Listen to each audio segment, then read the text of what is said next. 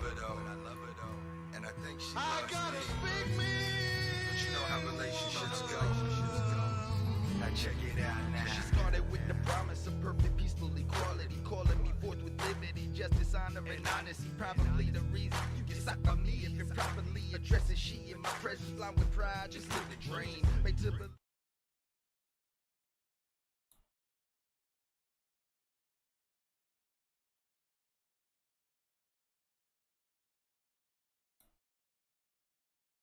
What's up, everybody? I'm Gymkhana Josh, and welcome to Beyond the Apex, where we talk about motorcycle everything, and then some. And tonight, we are actually one down. My co-host Butter is actually at New York Safety Track tonight. He couldn't really get a good signal, so I had to bring in a ringer. If you see over on the right-hand side of your screen, I got my buddy Josh with me. We're actually gonna just shoot the shit, talk about bikes, talk about what's going on, and just have a little fun tonight. So Josh, how you doing, man? I'm good, buddy. It's good to talk to you, man. It's been a while. Yeah, thanks for being here. It was a little last minute, I know. Actually, it was like an hour ago, something like that. I hit you up.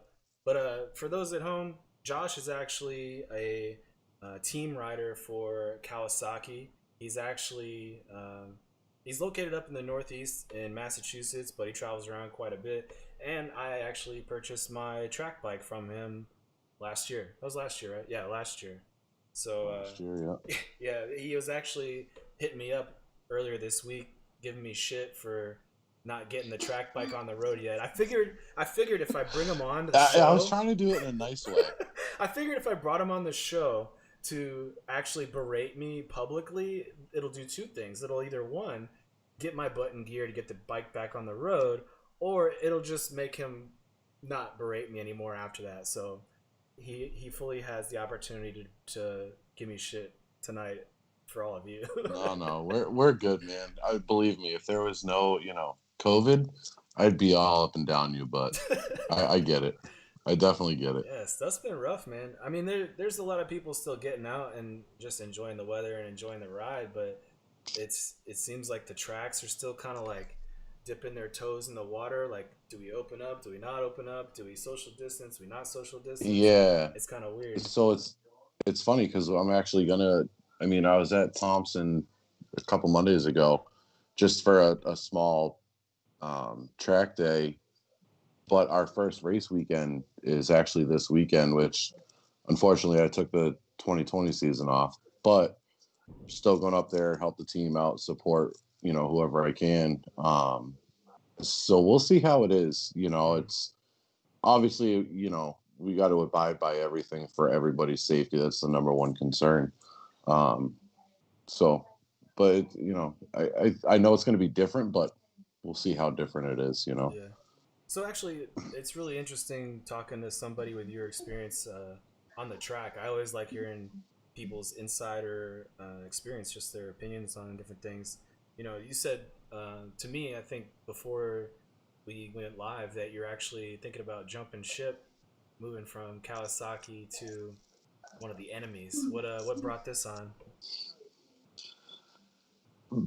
Riding the tracks that I ride, I mean, I've been Team Green since I was a kid, and it was just introduced to me. It was a bike that I was able to get when I was younger, and just stuck with it because they never let me down.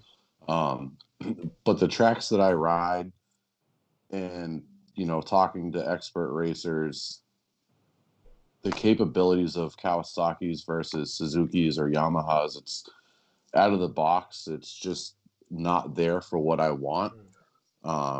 So I feel, somebody obviously not going like Moto America or like building a super bike, for a mild tune and a pipe, you're getting a little bit more for your money. You know what I mean? Obviously suspensions, it's something that you rip off the bike and, go completely aftermarket. So that's, kind of irrelevant to the thought about switching. So, but we'll see. I mean, obviously, it all comes down to the wallet too. So it's not a done deal. It's not something that's set in stone yet. You're just kind of feeling it out. No, being off this season, I'll have the chance to ride the GSXR, the R6 at track days and stuff. So who knows? Maybe I'll, just like we were saying, find that 14 to 16 year ZX6R and just stick with that. I mean, I'm super comfortable on the bikes, so we'll see. But would you say your heart still lies with the Cowies, or you're just? Oh God, yeah. I mean, I don't ride the street anymore, but if I did go back to it and say I was racing a GSXR 600, I would definitely go back to a Ninja on the street. Absolutely. What tracks are you guys actually hitting while you're up there? You said depending on the tracks that you guys run, something else might be better. My main tracks are New York Safety Track. We do Thompson track days, Canaan track days, and then our points racing is actually at New Hampshire Motor Speedway. So they're all short, really technical tracks, which the lower end grunt of the GXXR is really nice.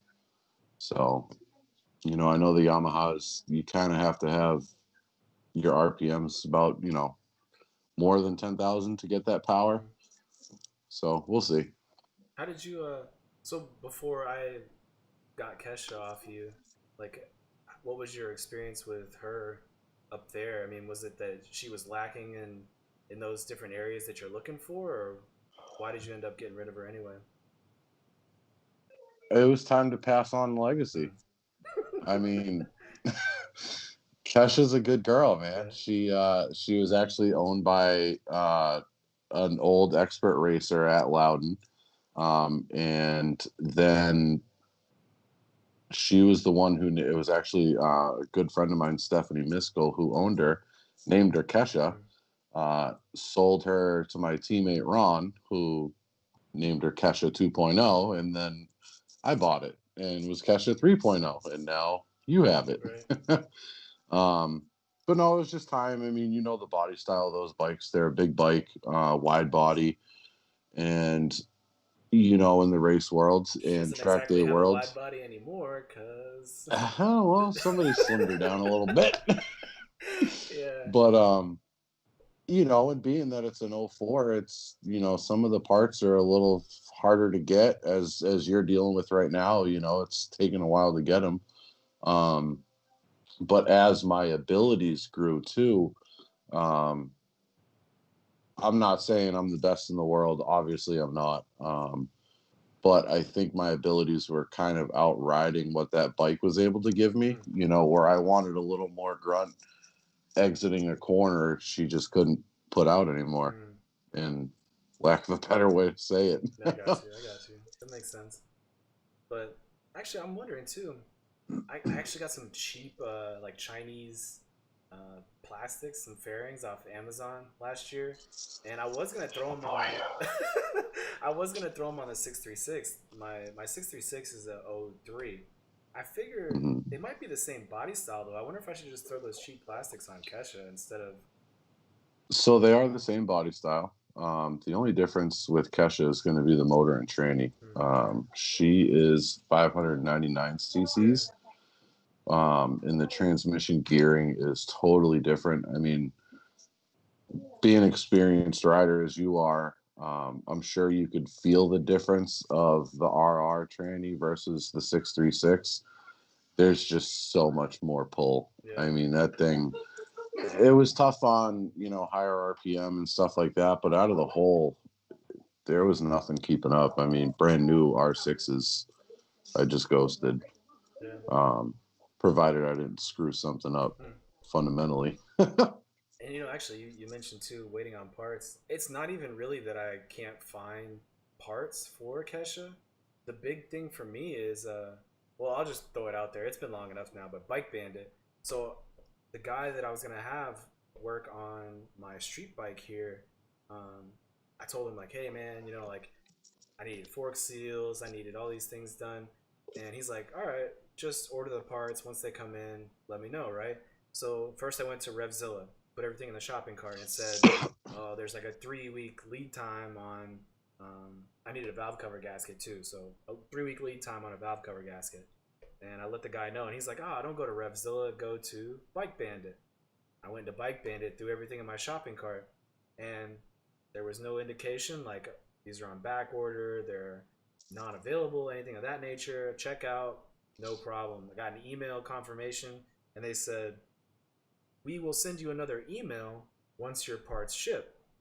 1 day goes by, 3 days go by, a 2 month and a weeks half go goes by. And so now what I'm getting on a weekly basis is just emails saying, like, hey, we know you ordered from us, but there's a delay in your order. Doesn't say anything else about when it's going to ship or anything of that nature. It's just, we see you there. Keep waiting. Yep. That's the only thing I'm waiting on right now. It really sucks. It's funny you say that, because I'm in the same boat right now, with a part for my truck, and being a business owner, I have a phone for that business, so I'm like, I'm just gonna call, put it down on speakerphone on a charger, and I'm gonna let that thing sit there until somebody answers the phone. So I call, I push the prompt numbers and stuff like that, and it says, all right, you're on hold, due to heavy call volume beyond normal, your call time, or your estimated wait time, is an hour. I'm like, all right, whatever. So I was down in the shop, which you've been at the shop, just cleaning it up, tinkering around and stuff, and 40 minutes go by, 50 minutes go by, 75 minutes go by, and I'm still getting over an hour, and I'm like, you know what? Screw it. Just gonna come in when it comes in. So. But you know what, too? Kind of sucks, but I hate to keep complaining, but so I'm really understanding of these sort of things. I'm a very understanding person when somebody requires a little bit more time, or they have a legitimate reason that something doesn't go right. If you go on their website, they'll say, due to the pandemic, we've had to drastically reduce numbers of employees in the warehouse, blah, blah, blah, blah, blah. But we're working on orders still. Okay. That's cool with me, right? Yeah, but like a month and a half later, so unrelated to motorcycles, I ordered a electric longboard back in, actually, I think that was April or May as well.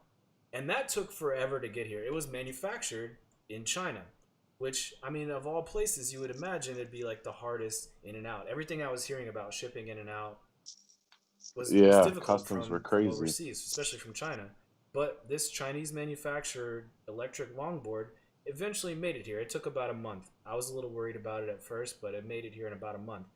But you're telling me that a company based in California that has my order now for a month and a half couldn't get me like spark plug boots, a valve cover gasket, some fork seals, and I think there was like one other thing that I threw in there. Like, come on, man. It's got to be easier than that. I don't know how many people you got in your warehouse, but that does not seem very legit, honestly. Yeah, and that's my exact thoughts too, because the part that I'm waiting for is actually made in America. Right? So, dude, it is literally made in Utah. Like, could have gone and picked it up. What's going on? Exactly. Yeah. Well, no big deal. I guess it is what it is. Everything happens for a reason, right? I guess this is all teaching people new patience. Yeah. Man, people have definitely had to find new hobbies, that's for sure, during this whole thing. I know for a little while there, I just couldn't. I felt bad for people. I'm pretty good being by myself and like, making videos or just being creative by myself. But like some of my friends on Facebook, I thought they were having meltdowns, like they couldn't get out and go to the club or go out to eat or like anything like that. Like, come on, man, you gotta have some hobbies or something. Yeah, I actually enjoyed the time. I mean, I'm a wicked homebody. I'm either in the shop upstairs with the kids and wife, or I'm at the track, or sometimes I fish. And I actually, I mean, aside getting, I got slammed with details. But like I enjoyed it. We always doing something with the kids, playing board games, watching movies, just. It definitely got to us that we couldn't like go out and do something, but and I don't want to say it in a negative way, but it like forced us to do stuff inside together. You know what I mean? You just gotta make the best of it. So like it was cool. Like we played Monopoly the other night, and my son whooped my butt. Like real Monopoly, not like cell phone No, Monopoly. it was the kids. It was the actual board Yeah. game. But it was the kids Monopoly, and it's all dollar bills. And I think I had none. My wife had like $2, and my son had like Yeah. 40, and all the properties. Right. And I was like, dude, but I don't know. It was great. It was great, and it's sad to me that I'm sure there's other people in the same boat, but um, you're forced to do Mm-hmm. this. So Yeah. Not all of us had to work through this entire thing, so we had to figure something else yeah, out. And yeah. speaking of which, so you are a business owner. I believe I mentioned that in the beginning as well. So what is it that you do on the side, or what is it that you actually do for your main source of income right now? So I actually was very lucky. My wife and I were still able to work. I for a day job that I actually work at night. Um, I've been at for 9 years now. I make custom protective packaging for the government, medical fields, food industry. But then a year ago, yeah, it was December was my first year anniversary. I started a detailing Hmm. business. I've always had a passion for clean vehicles, which comes my slogan, a passion for Hmm. clean. Um, but I always did side work like mechanical work, and I was just sick of, busting knuckles and not being able to stand back and go, yeah, I did that. So, being a car enthusiast and a bike enthusiast, like I like my stuff being clean, but not just shiny. Like I actually want it protected. And I was talking to my wife, and she was like, "Oh, maybe you should start that instead of mechanical Hmm. work." And people in 2020 are lazy or they don't have enough time. Hmm. Mechanical work, you have to wait for something to break. So I'm like, this is a no-brainer. So I talked to a buddy, came up with the name, came up with the logo, and I just Instagram, Facebook, here it is. And I've been really fortunate. Do I've gotten some. you guys just do detailing, or do you actually do like other sort of body work too? No, just strictly detailing, interior, exterior. I've locally become the guy that makes black look like a mirror. Hmm. Um, I mean, you've seen. I don't know if you've seen my new truck. I bought a new Denali, No, I haven't. and I had about 60 hours of paint correction into it, and it literally looks like a black mirror. It's freaky. Hmm. But yeah, so So how do do people reach everything out to from. you if they're in like Mass or surrounding areas and they're trying to get some detail work done? How do they get in touch with you? So I have Facebook and Instagram because that's what we do in 2020 right now. Unfortunately, due to the pandemic, the website I decided to push it off a little bit because I was unsure which way, I was going to go. But at Flawless Detailing, MA, all one word. You can email me, flawlessdetailingma@gmail.com, or call or shoot me a text, 774-437-3771. Hmm. Um, I do my best. It's just me. Sometimes my wife will come down and help clean the windows and, little odds and ends, but it's just me. And it's amazing. It's satisfying. It's relaxing. Dude, that's the There's greatest thing. nothing you can screw up. That's the greatest feeling. I mean, I'm not in that position right now, but to actually truly enjoy what you're doing and then be able to live off that's the dream right there. You're living the dream. It is. It's gonna be any day now where I'm gonna need to either hire somebody or just jump ship and do it full Hmm. time. But we'll It's not a see. bad choice to make. We'll see.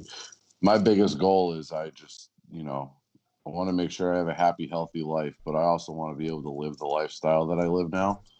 But also, I don't want to miss out on kids' stuff. Yeah. They're starting sports. Daughter's a cheerleader if they want to start racing, and then grandkids way, way, way, way, way, way, way down the line. Yeah. I want to have something that I can pass on. You know what Yeah. I Yeah. mean? So that's the ultimate goal. But until then, Actually, throttles at 100%. I've been doing a little bit of a not soul searching, but like realization of dreams lately myself. I don't know if you saw on Mm, my Facebook, but dude, I'm selfish dream, right? Not married, no kids. Selfish dream. I really want to get a big ass RV and just load my truck up, like load my bike up in an RV and just travel, hit the track, and just live life that way. Dude, that would be fun. That would be Yeah, fun, and that's one of our goals. We want to do that later on in life when kids are out of high school or whatever in college. Just take a month or 2 months and just see you later. yeah. Bills go to the post office box, and They're so expensive though. That's the only thing. yeah, Like the I ones don't I know. was looking at, the toy haulers that you put a couple bikes in back and just literally have everything you need to live right there. You're like 80,000 and up. That's even on the low end, 80,000. But listen, I mean, with what we do, is anything cheap? True, true, true. But So that's an investment. if you can justify it, and you just nailed it. It's an investment. Yeah. Um, it's worth it. As much as I hate the slogan YOLO, you really only do have one life, so you might as well live it the hell up. And that's what I try to do every single day. Yeah. I was doing the calculations. I'm like, if I save like $1,500 a month, and if I save like 15,000 a year for the next 10 years, then I'll be set. Yeah, exactly. Just stop crashing. True. True. Thank you. See, get it out of your system. Keep giving me a Had to. hard time. I found the opening, so I had to throw it. Oh man. So another thing I wanted to ask you too. I know you usually use slicks when you hit the track. You gave me a set of takeoffs that I didn't even use actually. They're still sitting in my trailer. Have you ever run the like the top end street almost track Pirelli or Dunlop? Make a long story short, I just got the Dunlop Q4s. I've never run them before, but I've heard a lot of good things. I'm about to throw those on. I wonder how they compare. You ever run something like that? I have not run the Q4s. I ran Q3 pluses, and I heard a lot of negativity from. Well, I wouldn't say a lot, but I heard 50-50. They're amazing, and they're not a race tire. They're an amazing track day tire. The Q3 Plus? Where, yes, Q3 plus Q4s. I mean, I have a very close friend of mine who was at the Thompson Day. Literally showed up. I think his post said he was 7 minutes before on track. Literally took the bike out of the truck, got his gear on, fueled up, checked his pressure, and was on track. No tire warmers, nothing. And he was carving like he was on slicks. Yeah. That's what I've heard.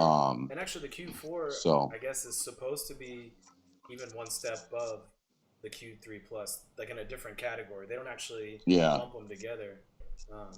I'm looking forward to it, but I've been a diehard Pirelli boy up until this point, so I hope that doesn't come back to bite me in the ass. I tried Pirellis. I mean, I was happy with them to a point. I didn't like how high I had to run their pressures when I was getting used to them and getting the bike set up with them and stuff, because they have a really soft sidewall. I mean, I can't really say too much, because my track experience with tires is Michelin Power Cup RS, which right now are my absolute favorite tire. They're just so damn expensive. Yeah. I can't afford 2 sets every single race weekend because that's how quick they go. But I mean, they are glue. They are absolute glue. I know people that run them on the street and they last forever. Really? Provided you keep up with your pressures and stuff. But there's grip on a 32-degree cold day. There's grip. Interesting. So I went from those to the Pirelli SC1s, which I liked them. They were sticky. They gave really good feedback. Again, I just didn't like, because obviously I'm a bigger guy, I had to run my pressures a little bit higher because the sidewalls are so soft. Like there's one picture of me, I'm going into a corner and my sidewall literally looks like it's folded over my rim. And I mean, you get your flat spot so you can see your contact patch, but this legitimately looked like it folded over my wheel. Yeah.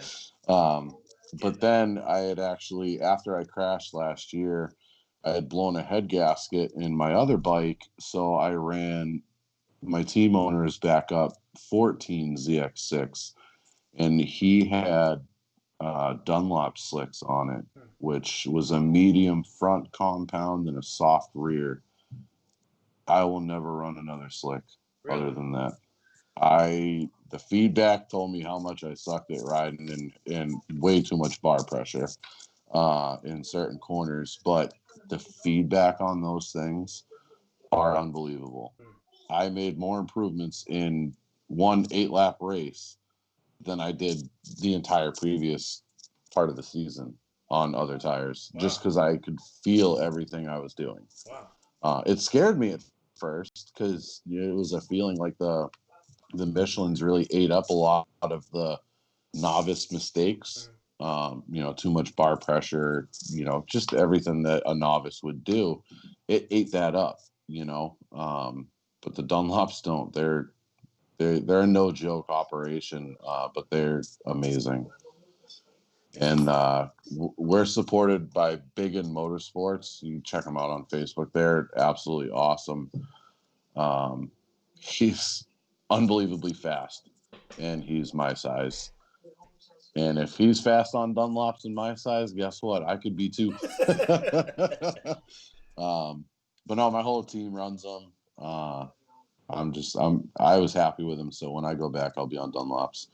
Okay. As for the street, I liked the Battle Axe STs.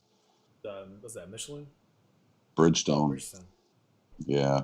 Huh. Those were nice. I only ran them for, I think, 2 seasons. But they were, I would put them in the same category. I think a little higher end than the Q3 Pluses, but I think longevity-wise, they had the Q3s, but same grip.